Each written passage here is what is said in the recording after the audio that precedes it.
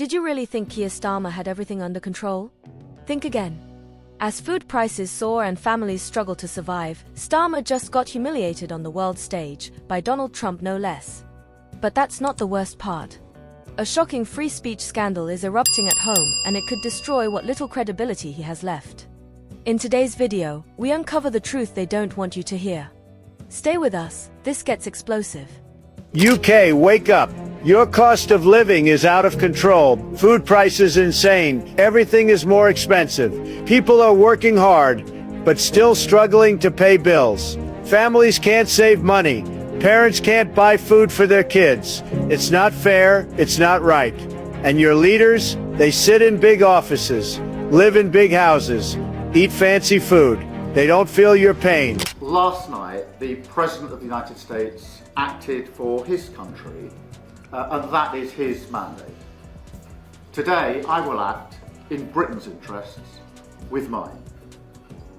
I understand how important this is for your businesses, as it is for the British people. So we move now to the next stage of our plan. If you look at that, China, first row, China, 67%, that's tariff. So we're going to be charging a discounted reciprocal tariff of 34%. United Kingdom, 10%, and we'll go 10%. So we'll do the same thing. European Union, very friendly. They rip us off. It's so sad to say. It's so pathetic. 39%, we're going to charge them 20%, so we're charging them essentially half. Vietnam, great negotiators, great people. They like me, I like them. The problem is they charge us 90%. We're going to charge them 46% tariff. Japan, 46%. They would charge us 46%. And much higher for certain items like cars, little items like cars. 46%, we're charging them 24%.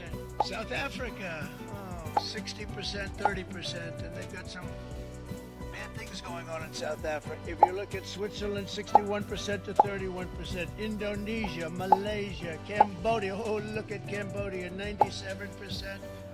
We're going to bring it down to 49. They made a fortune with the United States of America. Trump, not impressed, gave Starmer a polite but clear no.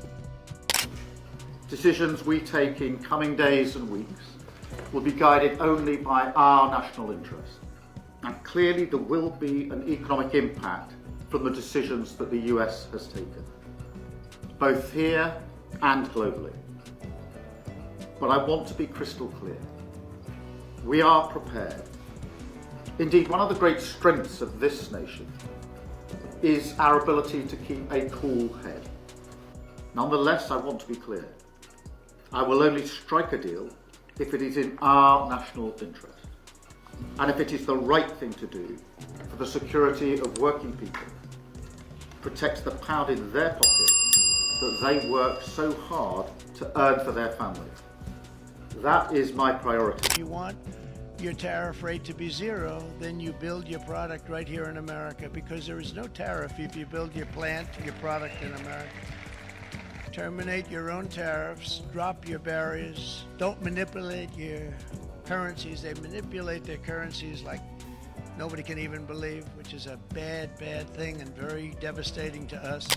People are going to be worse off when Trump's tariffs come into effect, won't they? That's the truth, and that's what you're dealing with. Well, I don't think anybody wants to see tariffs. But you acknowledge we are going to get them. Well, look, we're working hard on an economic deal which we've made rapid progress on, and I hope we can make really speedy resolutions on. But look, the likelihood is there will be tariffs. Nobody welcomes that. We're obviously working with the sectors most impacted at pace on that. Nobody wants to see a trade war, but I have to act in the national interest. And that means that all options have to remain on the table. No trade war, that sounds to me like you're saying you don't want to immediately introduce retaliatory tariffs. You're going to take your time. Well, I'm not going to get ahead of myself. I've only just arrived, but already I can feel there's a real buzz around Washington right now. You can sense that there's a new leader in town, that he's a true one-off pioneer in business and in politics. Many people love him. Others love to hate him. But to us, he's just Peter.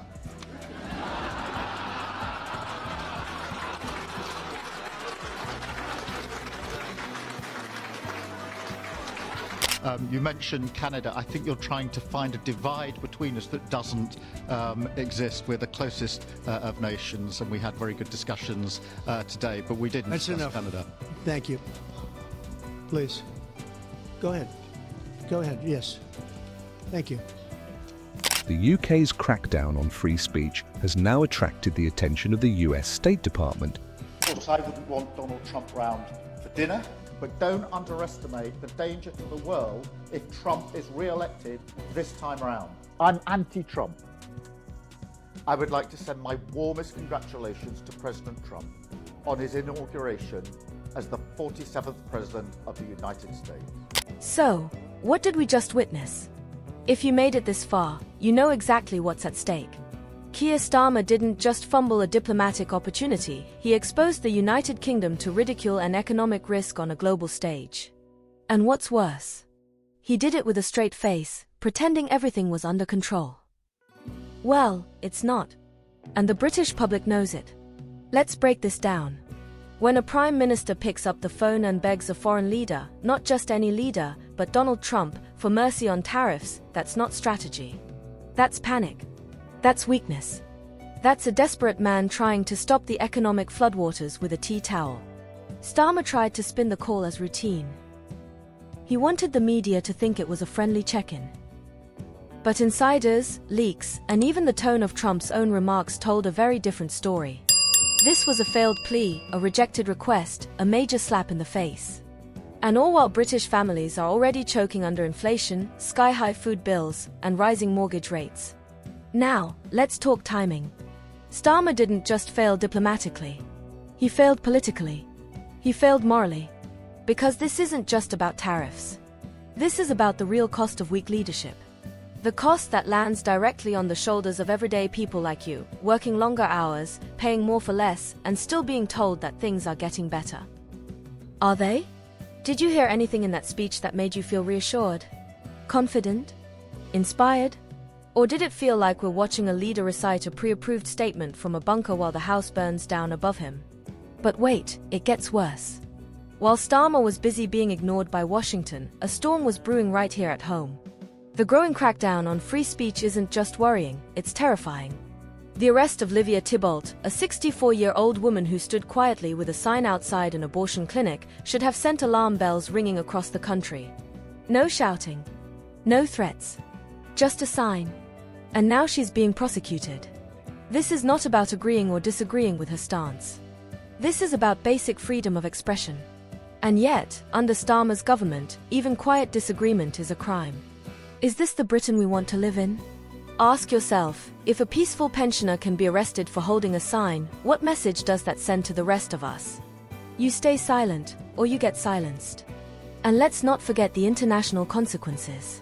The United States, of all countries, is now lecturing us on freedom. A public rebuke from the US State Department isn't just embarrassing, it's a diplomatic disaster. When your closest ally starts questioning your commitment to human rights, you've crossed a line. And yet, Starmer's team dismissed it like it was nothing. Business as usual. Calm heads. No panic. But you should be panicking. Because this is what happens when leadership is built on image instead of principle. When speeches are crafted by PR teams, and policies are written to survive headlines, not to solve real problems. The Starmer government isn't leading. It's reacting. Flailing. Scrambling. Let's be honest, if this is the best we can expect from our Prime Minister in the face of international pressure and domestic unrest, we're in serious trouble. Now, here's the truth no one on the BBC will say. Keir Starmer thought he could outplay Trump. He thought soft diplomacy would earn him favors. But Trump isn't playing chess, he's playing hardball. And Starmer came unprepared, underarmed, and overconfident. The result? A brutal reminder that power respects strength, not softness. And while the Prime Minister stutters about national interest and working at pace, millions of Britons are asking the same question: where is the real leadership? Look around. The economy is in freefall. Wages aren't keeping up. Public services are crumbling. And now, even our basic rights are up for negotiation. So let's stop pretending this is normal. This is not a bump in the road. This is a collision course with disaster, and the driver has no control. Still believe in the fantasy that Starmer is the steady hand we need? Because what we just saw suggests the opposite. A man out of his depth, losing credibility at home and respect abroad. And here's where you come in. This is not the time for silence. It's the time to speak up. Share this video. Talk to your friends. Comment below. Tell us, do you trust Keir Starmer to lead the country through this storm? And if the answer is no, what kind of leadership do we deserve?